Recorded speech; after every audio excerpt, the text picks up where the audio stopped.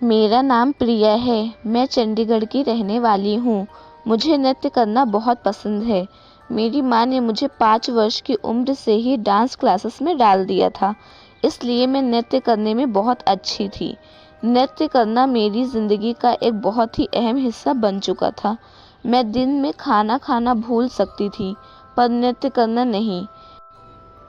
मैं अपनी dance academy में सबसे अच्छा डांस करती थी और मैंने बहुत सारे कंपटीशन में इनाम भी जीता था।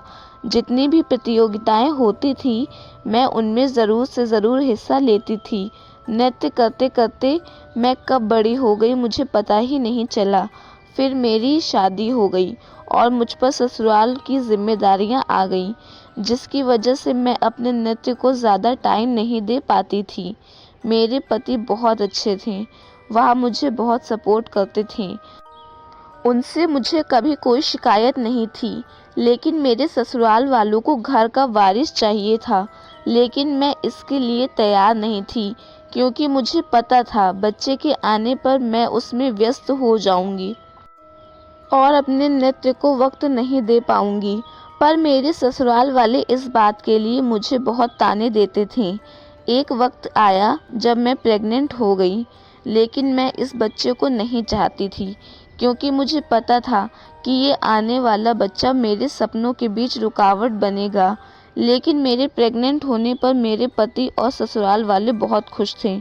मैं अपने पति से ये खुशी नहीं छीनना चाहती थी, इसलिए मैंने इस बच्चे को जन्म देने का फैसला किया और फिर 9 महीने तक मैं किसी तरह का कोई नृत्य नहीं कर पाती थी। धीरे धीरे करके ऐसे ही 9 महीने बीत गए और मुझे मेरी डिलीवरी के कुछ दिन पहले नृत्य के लिए अमेरिका जाने का मौका मिला। मुझे मेरे गुरुजी ने फ़ोन किया और समझाया कि ऐसा मौका बार बार नहीं मिलता है। बहुत कम लोगों को ये मौका नसीब होता है।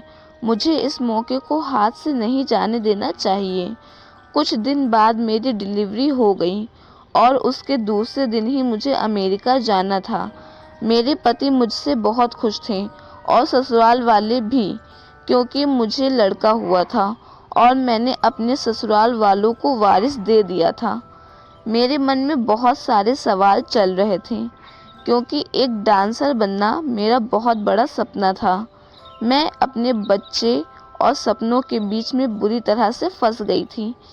उतने में ही अस्पताल में मेरे गुरुजी भी आ गए और मुझे समझाने लगे कि बहुत कम औरतों को आगे बढ़ने का मौका मिलता है और तुम इतने बड़े मौके को कैसे हाथ से जाने दे सकती हो। उन्होंने मुझे एक दिन का मौका दिया। मैंने बहुत सोचा। मुझे अपने बच्चे और सपनों के बीच में से किसी एक को चुनना था और मैंने सोचा कि बचपन से मैंने इस पल के लिए इतनी मेहनत की थी ताकि मैं एक बड़ी डांसर बन सकूं, और आखिरी में मैंने अपने सपनों को चुना। मैंने अमेरिका जाने का फैसला किया। मेरे पति ने कभी मुझे नहीं रोका था, लेकिन इस बार वो भी मेरे साथ नहीं थे, इसलिए मैं चुपके से बिना बताए एक खत छोड़कर घर से भाग गई और अपने गुरुजी के साथ अमेरिका चली गई और मैं एक सफल डांसर बन गई और मैं बहुत प्रसिद्ध कलाकार बन गई। मेरे जाने के कुछ समय बाद ही मेरे पति की मौत हो गई थी और मेरे बेटे को अनाथ आश्रम में डाल दिया गया था। मेरे मन में अपने बेटे के लिए प्यार तो था, लेकिन मैं डरती थी कि उससे किस मुंह से मिलने जाऊं, इसलिए मेरी अपने बेटे से मिलने की कभी हिम्मत ही नहीं हो पाती थी। ऐसे ही कई 28 साल बीत गए और मुझसे नृत्य सीखने एक लड़की आई।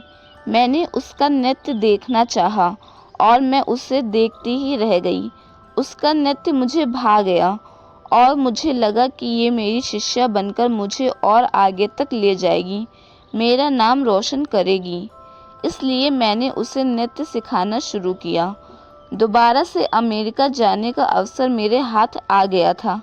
मैंने उसे तैयार किया, खूब मेहनत की ताकि मैं उसे अमेरिका ले जा सकूं और वहां मेरा प्रमोशन हो जाए।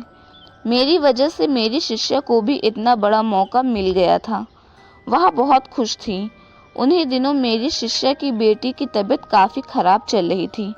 कहने को तो मैं अपनी शिष्या को अपने साथ ले जा रही थी, लेकिन मुझे डर था कि कहीं वो अपनी बच्चे की वजह से रुक न जाए, और ऐसा ही हुआ। जिस दिन हमें अमेरिका जाना था, उस दिन उसकी लड़की की तबीयत बहुत ख़राब हो गई। अपनी बेटी को ऐसी हालत में छोड़कर जाने की उसकी हिम्मत ही नहीं हो पाई और वहाँ नहीं गई। मेरा इतना बड़ा नुकसान हो गया था और मेरा गुस्सा काफ़ी तेज़ था उस पर, और कहीं ना कहीं उसके ऐसा करने से मुझे मेरा अतीत याद आ रहा था।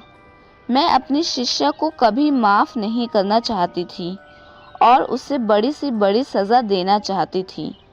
उसके 3 बच्चे थे।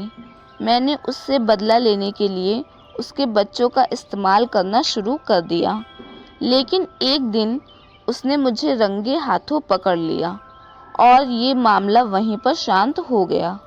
मेरी एकेडमी में मेरा एक शिष्य और भी था, जिसे मैंने अपने बेटे की तरह रखा था।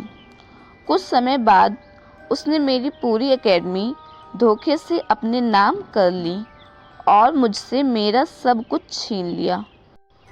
जिसके लिए इतने साल मेहनत की, अचानक से छिन जाने पर मैं पागल सी हो गई थी और सड़कों पर ऐसे ही घूमने लगी थी।